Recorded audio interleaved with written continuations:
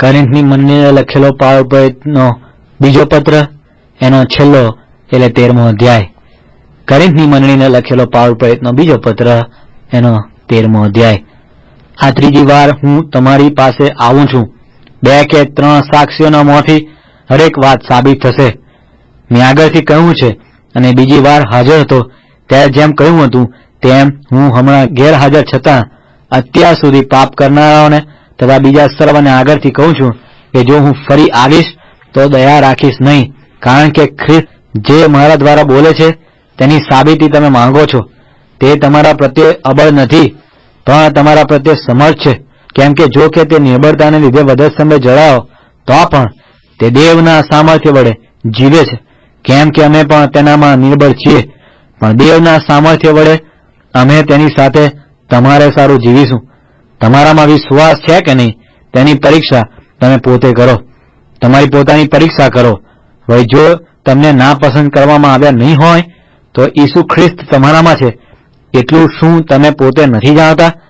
પણ અમને નાપસંદ કરવામાં આવ્યા નથી એ તમે જાણો છો, એવી હું આશા રાખું છું.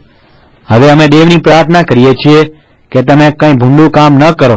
તે અમે પસંદ કરાયેલા દેખાઈએ એ હેતુથી નહીં, પણ એ હેતુથી કે જો કે અમે નાપસંદ કરાયેલા જેવા હોઈએ તો પણ તમે સત્કર્મ કર્યા કરો.